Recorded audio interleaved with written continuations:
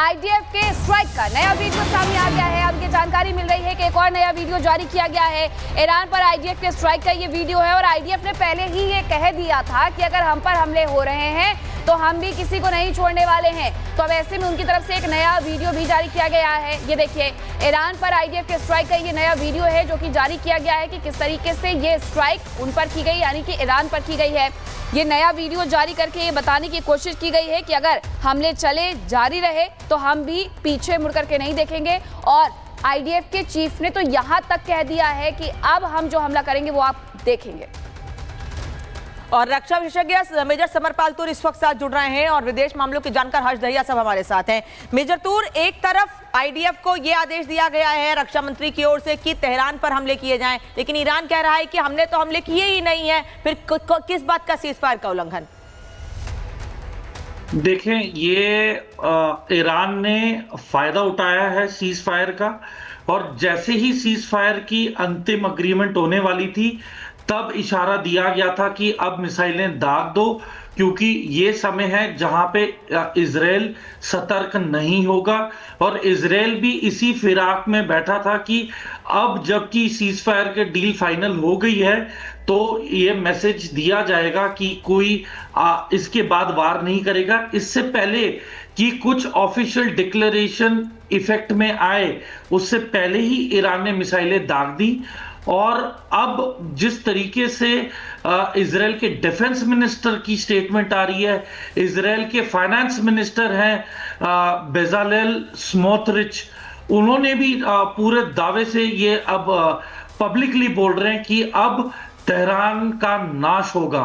तो देखें, तेहरान ने बहुत ही गलत समय की तरफ से भी ये बयान जारी करके कह दिया गया कि हम पर आपने हमला किया है, अब आप देखिए कि हम क्या करेंगे। हमारे साथ हर्ष दहिया जी भी जुड़े हुए हैं। हर्ष जी, हम ये समझना चाहते हैं कि रूस के एंट्री भी इसमें हो गई। रूस कह रहा है कि हम स्वागत करते हैं जो कुछ भी हुआ, लेकिन आखिरकार ये सीज फायर कब तक चलेगा? और मेरा सवाल तो सीधा ये है कि सीज फायर हुआ भी है या नहीं। अमेरिका ने ऐलान तो बड़े बड़े कर दिए, लेकिन हमले अभी भी जारी हैं। देखिए, सीज फायर का, जैसे कि मैंने पहले कहा था, सीज फायर को मैं एक डेवलपिंग सिचुएशन मानता हूं। ये हमें समय के साथ ही पता चलेगा कि ये सस्टेन करेगा या नहीं। मैं आपको समय में थोड़ा सा पीछे लेके जाना चाहूंगा। ऐसा he cease fire Russia Ukraine के बीच में हुआ था, बट उसको आप ये देखिए कितना स्ट्रेटेजिकली यूक्रेन ने यूज किया था। यूक्रेन वॉज क्या कहते हैं, बैडली लूजिंग दैट कॉन्फ्लिक्ट। और जब वो सीज फायर हुआ तो उन्होंने उस समय को यूटिलाइज किया अपना रीस्टॉक करने के लिए। उन्होंने आर्म्स एंड एम्युनिशन अपने रीस्टॉक किए और बहुत ही तेज हमले फिर रशिया पे अंदर टेरिटरी, रशिया की टेरिटरी तक में किए थे।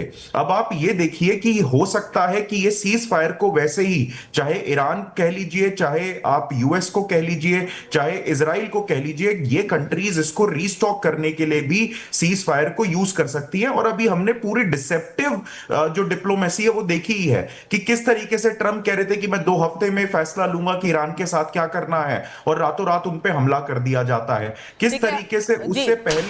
हर्ष जी, आप और मेजर तूर लगातार हमारे साथ जुड़े हैं, आपसे आगे भी बातचीत करेंगे। लेकिन सीज फायर, ट्रंप के दावे और ईरान की मिसाइलें, आज भी इजराइल के कुछ हिस्सों में ईरानी मिसाइल तबाही मचा रही हैं। सवाल यह है कि क्या पीछे से कोई और ताकत ईरान को उकसा रही है? क्या मॉस्को में हुई मीटिंग ने जंग को नया मोड़ दे दिया है?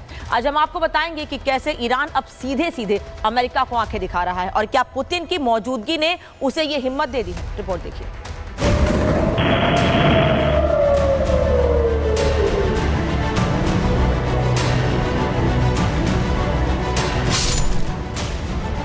ईरानी मिसाइलों की गूंज, इजराइल के बीरशेबा में तबाही, आसमान से मौत बनकर बरसती ईरानी मिसाइलें नेतन्याहू के देश को तबाह कर रही हैं। इमारतें नेस्तनाबूद हो रही हैं और बेकसूर लोगों की जान जा रही है। ईरान इजराइल जंग पर सीज फायर की बात, लेकिन जमीनी हकीकत कुछ और है। ट्रंप ने कहा था जंग रुक गई है, कतर ने कहा दोनों देश मान गए हैं, लेकिन अगले ही घंटे ईरान ने इजराइल पर मिसाइलें बरसा दी। इजराइल के शहरों में कब्र खोद दी, बीरशेबा और तेल अवीव में बमबारी की। अब सवाल उठता है, ईरान क्यों नहीं झुक रहा? शायद जवाब मॉस्को में है। एक दिन पहले ईरानी विदेश मंत्री अरागची की रूसी राष्ट्रपति पुतिन के साथ मुलाकात हुई थी। माना जा रहा है कि इसी मुलाकात के दौरान कुछ ऐसी बातें हुई जिसके बाद ईरान की न सिर्फ जुबान बदल गई, तेवर बदले, बल्कि बदल गई मिसाइलों की रफ्तार। डोनाल्ड ट्रंप का ग्रैंड स्ट्रेटेजिक डिजाइन था कि मेरे को एक पीरियड ऑफ कंसोलिडेशन चाहिए जिसमें मुझे को कोई लड़ाई नहीं लड़नी। यूक्रेन बाइडेन की लड़ाई है, मैं उसे बंद कराना चाहता हूं। ठीक है, मिडिल ईस्ट में भी उन्होंने कहा था मैं बंद कराऊंगा शुरू में, फिर वो इजराइल के साथ चल के उन्होंने ये जो है स्ट्राइक ये कर दी है। इसके आगे वो नहीं जाना चाहते। ईरान को लग रहा है कि रूस उसके पीछे खड़ा है और यही वजह है कि वो अब अमेरिका को भी चुनौती दे रहा है। मॉस्को में हुई ये मुलाकात शायद ईरान के रणनीतिक मिजाज को बदलने वाली साबित हुई। रूस ने न सिर्फ समर्थन का वादा किया बल्कि रणनीतिक निर्देश भी दिए। पहला, सीज फायर से दूरी। माना जा रहा है कि पुतिन ने ईरान को सलाह दी है कि वो ट्रंप पर भरोसा न करे। जंग से पीछे हटना ईरान की रणनीतिक गलती हो सकती है। दूसरा, लॉजिस्टिक मदद का वादा। रूस ने ईरान के हथियार भंडार की भरपाई में मदद का भरोसा दिया है। तीसरा, रणनीतिक साथ का आश्वासन। अगर अमेरिका इजराइल हमले बढ़ाते हैं तो संयुक्त राष्ट्र में ईरान के खिलाफ प्रस्ताव पर रूस वीटो करेगा। बैकडोर मोर्चा खोलने की योजना। सीरिया और हिजबुल्लाह के जरिए गोलन हाइट्स से इजराइल पर दबाव डालो। व्हाइट हाउस की सीजफायर स्क्रिप्ट में कतर को मध्यस्थ बनाकर शांति की कहानी लिखी गई थी, लेकिन ईरान ने इस स्क्रिप्ट को ही फाड़ डाला, शायद इसलिए क्योंकि सीजफायर की कॉपी को पुतिन ने रेड पेन से काट दिया था। और ये कहना कि उनको एक बड़ा बल मिला है जरूर सही है कि अभी भी जो रशिया है वो एक पिलर की तरह उनके साथ खड़ा है। हाँ, भले ही आपने देखा इसके पहले जो सीरिया में हुआ था जहाँ पर रशिया के खुद के नेवल बेस थे, एयर बेस थे और बल असद की सरकार थी और IRGC पूरा एक्टिव, हाँ भी वहीं से, वहीं लेबनान से आए, मगर उनको वहाँ से छोड़कर निकलना पड़ा और इंक्लूडिंग रशिया वहाँ से निकल चुका है। मिडिल ईस्ट की आग अब सिर्फ इजराइल ईरान तक सीमित नहीं बल्कि इसकी आंच वॉशिंगटन और मॉस्को तक पहुंच चुकी है। ट्रंप की डिप्लोमेसी हार रही है और पुतिन की स्ट्रेटेजी जीत रही है। अब जंग रुकेगी नहीं बल्कि वो अगले मोर्चे तक बढ़ेगी। Bureau report, Republic Bharat. Major तूर, आपका मैं रिएक्शन चाहूंगी कि आखिरकार अब आगे आने वाले दिनों में क्या कुछ होने वाला है। उसके बाद हर्ष दहिया जी से भी बातचीत करेंगे।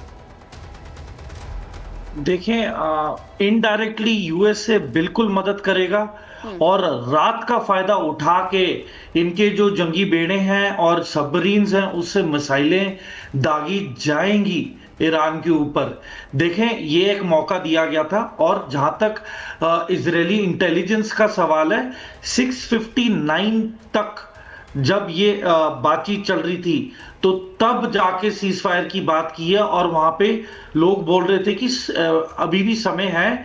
इससे पहले कि फॉर्मल डिक्लेरेशन हो सीज फायर की, उन्हें आखिरी एक वार करना चाहिए इजराइल के ऊपर और वो उन्होंने बीर शिबा के ऊपर किया, उन्होंने नेगेव शहर के ऊपर किया और इसके परिणाम बहुत ही घातक निकले, बहुत ही ज्यादा जान माल का नुकसान हुआ है और मुझे नहीं लगता कि अब इजराइल पीछे हटेगा और सीज फायर के मुझे अब कोई अंदेशा नहीं लग रहा कि सीज फायर पे कोई अमल होने वाला है।